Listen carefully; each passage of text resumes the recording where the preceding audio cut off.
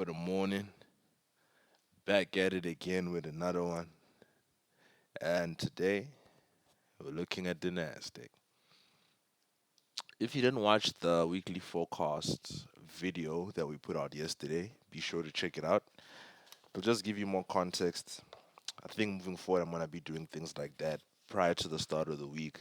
Just speak on what we are looking out for and when we expect to be inside the market. And yesterday was a day we didn't really expect to be in. Didn't participate yesterday. Took the day off for some personal stuff. Hit the gym. And now that we've let the first candle in the week play out in print, we now have an idea of what we can expect for NQ moving forward. But let's not get too ahead of ourselves. We're just gonna go over yesterday's price action, see what happened, and look out for the model. Look out for the 2022 model that we employ. So yesterday, cool, we had the that's our new week opening gap right over there, right? New week or new day. Let me see. Friday. Let me remove that there quickly. Okay, we got the we're looking at the hourly time frame, by the way. As you can see, we're on this side here. And that was Friday going to Sunday. So new week opening gap, we gapped above that. So it looks like we opened there, sold off down, went up in a sus way. Left a level of buy side, swept it, and then pushed down. And now that we're looking at the hourly, we can see there's an hourly fair value gap in play there. Price shot up into it, came back down. And yeah, man, we could expect some shells for the day, but let's look back at the 5 minute and take a look at what happened yesterday. So we had that area that we had marked out, that new week opening gap, cool. And then I can automatically see these relative equal highs there. Relative equal highs. Mark that out, right? That's a pool of liquidity there. So people would have their sell orders, I mean their sell stop losses up there if they were going short. There's people who have breakout trades to the upside. So just buy side liquidity, right? Buy side. You struck into that. I just want to put this on for 8:30. As you know, 8:30. Pay attention to like what levels get swept. 8:30. It was still run about the highs there. We swept that, took out that short term low over there, right? Took out that short term low, and within the displacement leg that takes down the short term low, we look for our fair value gaps. So obviously the highest one is up there. I don't know if price actually did end up striking that. No, it didn't. That was more of a breakaway gap. Price did run through this one though.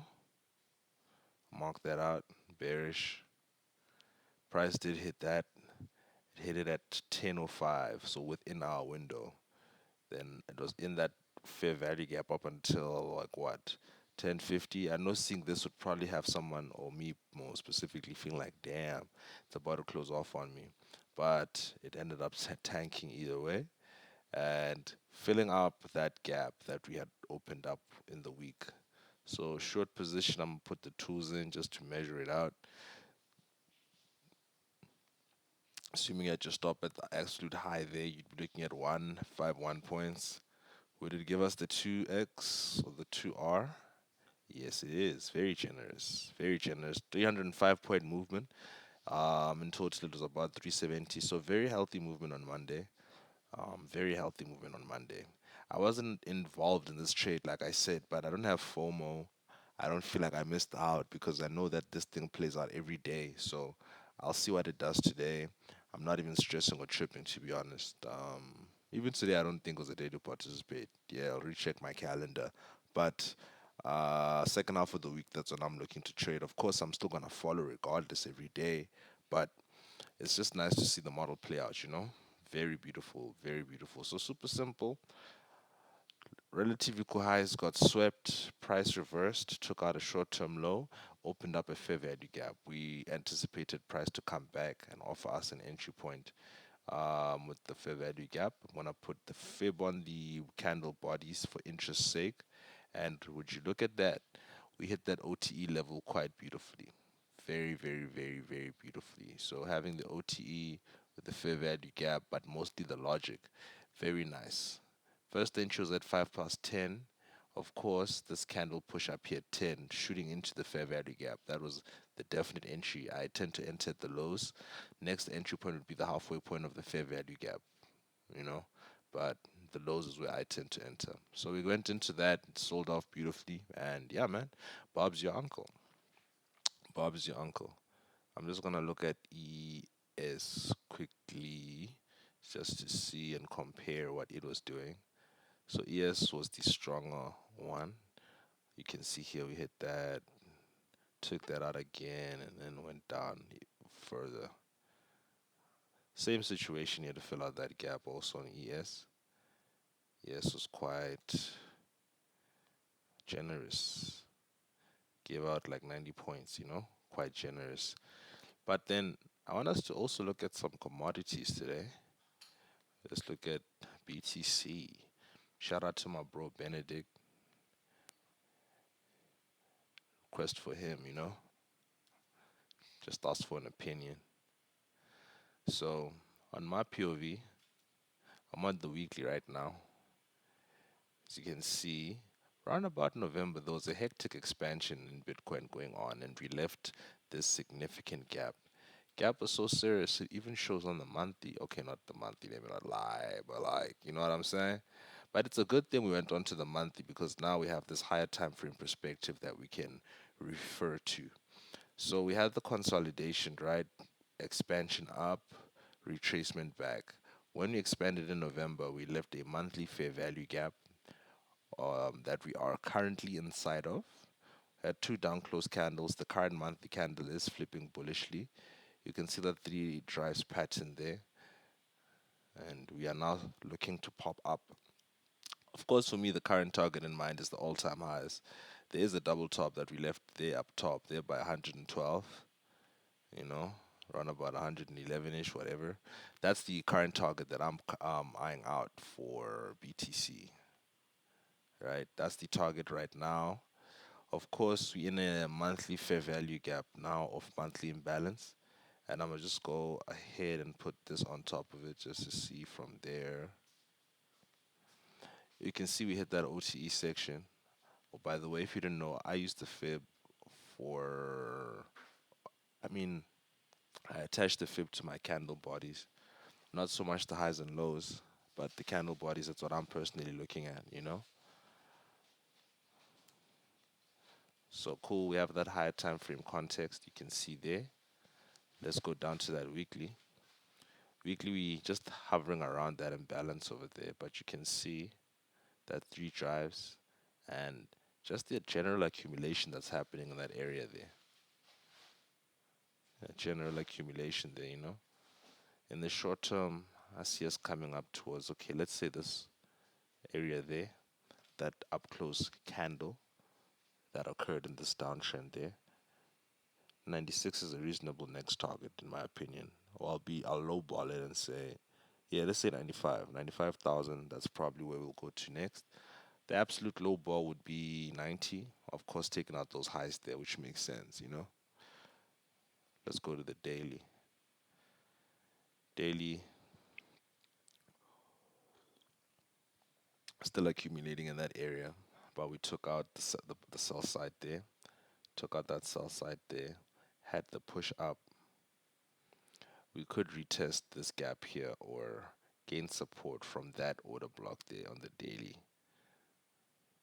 before proceeding up. But one thing's for sure though, we are not going to leave those that smooth edge there at the top. This is definitely the draw in play.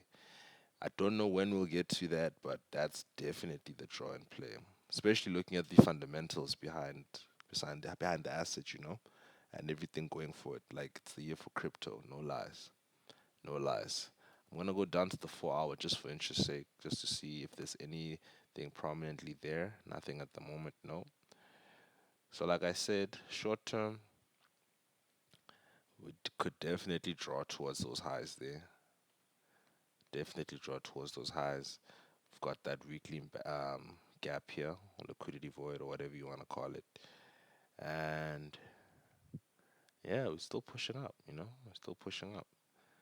I would have liked another retracement.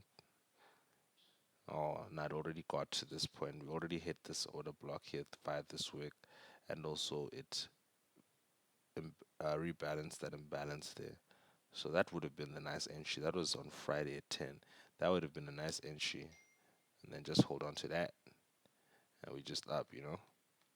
But that's that with BTC. Definitely bullish. From on my end currently, I don't have my entry model showing itself. But the draws I do currently have. In the near term, it's 90K, that relatively cool high there. Overall, we're looking at getting back to 111,000. That's my opinion on the BTC. Nothing to say on gold today. On crude, something I was looking at. I don't recall. I think it was on the hourly, right? Let me go to the hourly. Is it here? No, man. 1H. Crude, there was a little position that I was eyeing out.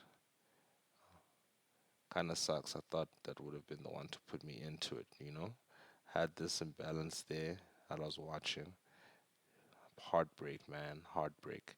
My draw, there's a fair value gap on the daily that I'm looking for price to trade back up into. So that's what I'm currently looking at. But on this end here for oil, also bullish, also kind of bullish here. But nothing really to speak on it for now. We'll speak more on it later. Um, this reverse head and shoulders could be like faking, finessing people, building up buy side here, sell side, because people would have their stops there or above that shoulder. Then it would be so funny if they bring it down one more time before they pump it up. But we'll see. We'll see. On my end, though, that calls it. It's like 23 minutes past 5. I need to be out the house in the next 8 to make work. But thank God for the skill. More reviews on the way. Stay safe and don't break anything.